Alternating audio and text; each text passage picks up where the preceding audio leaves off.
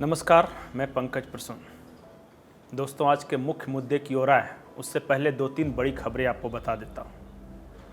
आज एसआईटी जो कि गुजरात दंगों की जांच कर रही है, उन्होंने कोर्ट में एक चार्जशीट दायर की और उस चार्जशीट में एसआईटी ने कहा कि तीस्ता सीतलवाड़ प्रधानमंत्री नरेंद्र मोदी को, जो उस वक्त गुजरात के मुख्यमंत्री थे, उनको फांसी के फंदे तक पहुंचाना चाहती थी और इसके लिए उन्होंने कई तरह की साजिशें रची हैं। दूसरी बड़ी खबर यह है कि इस देश में 6 राज्यों का कुल जितना क्षेत्रफल है, उससे ज्यादा जमीन वक्फ बोर्ड के पास है।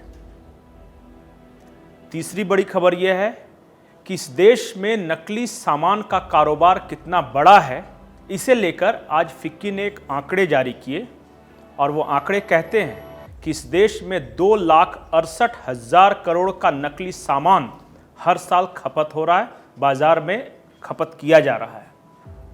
आप समझ सकते हैं कि हालात क्या हैं। अब आते हैं अपने मुख्य मुद्दे की ओर।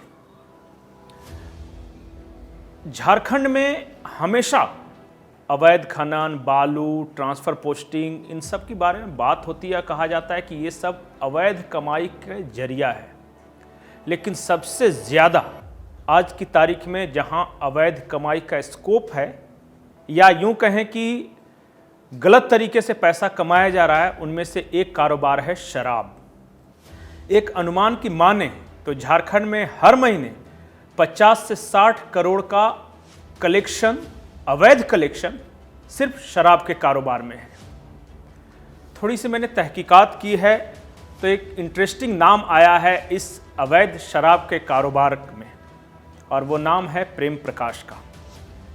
और वो नाम मेरे सामने कैसे आया? एक शिकायत दर्ज कराई गई है जिसकी कॉपी मेरे पास है। वो शिकायत है कोई अरगोड़ा थाने में, और अरगोड़ा खुदरा उत्पाद दुकान है जिसके ऑनर ने कराई थी शिकायत दर्ज। उन्होंने ये आरोप लगाया था कि प्रेम प्रकाश के कहने पर 3,80,000 रुपये का मदिरा प्रेम प्रकाश और उसके सहयोगियों ने बिना पैसे दिए हुए ले लिए और आज तक पैसा नहीं दिया। अब जो प्रेम प्रकाश के जो लोग जिन्होंने इस दुकान से उठाए थे शराब, वो हैं राजदीप, ये रहने वाले हैं पिस्का मोड़ रांची के। श्री गौरव, पिता का नाम जनार्दन सिंह, 42 एजी कॉलोनी कडरू, रांची अरगोड़ा थाना। अनिल कुमार झा, इनके पिता का नाम महेश झा, हरमू रांची। मंजीत, ये प्रेम प्रकाश के ड्राइवर हैं। विजय शंकर, ये भी प्रेम प्रकाश के ड्राइवर हैं। और कामजीत सिंह, ये प्रेम प्रकाश के सरकारी अंगरक्षक, बॉडीगार्ड और अन्य। और साक्ष्य के रूप में उन्होंने जो खुदरा जो दुकान है उपलब्ध निजी पंजी की विवरणी संलग्न की है कि कैसे इन लोगों ने 3,80,000 रुपये का शराब बिना पैसे दिए हुए वहाँ से उठवा लिए।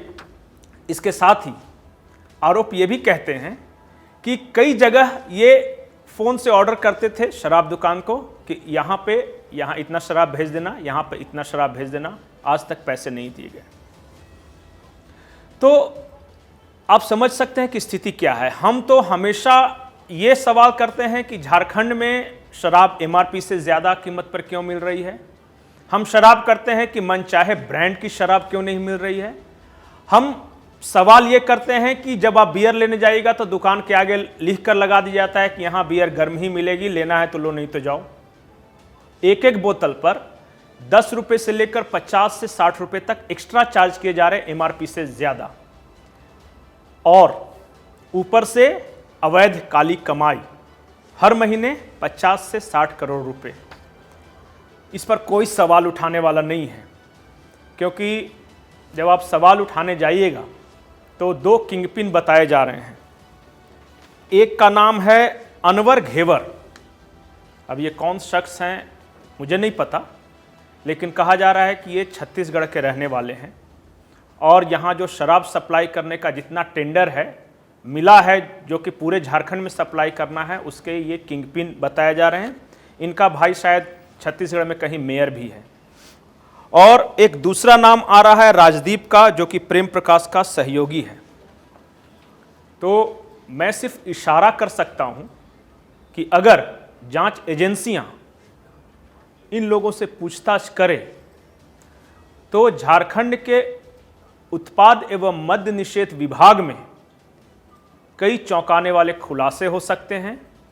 यहाँ नकली शराब आ रही है बंगाल से, हरियाणा से, यहाँ तक कि अरुणाचल प्रदेश में जिस शराब की फुल बोतल की कीमत 200-200 रुपये है, वहाँ यहाँ पे झारखंड में विदेशी बोतलों में भरकर सप्लाई की जा रही है गांव, छोटे छोटे जो कस्बे हैं गांव, उन इलाकों में।